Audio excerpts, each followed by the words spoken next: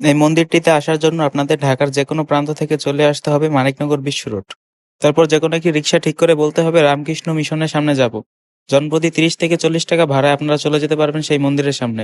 মন্দিরের প্রধান গেট থেকে প্রবেশের পরে একটু হেঁটে হাতের বাম পাশে দেখতে পারবেন স্বামী বিবেকানন্দের একটি বড় মূর্তি। তারপরে আরেকটু হাঁটলে আপনারা পৌঁছে যাবেন মূল মন্দিরের সামনে। এই মন্দিরটি 1904 খ্রিস্টাব্দে নির্মাণ করা হয়।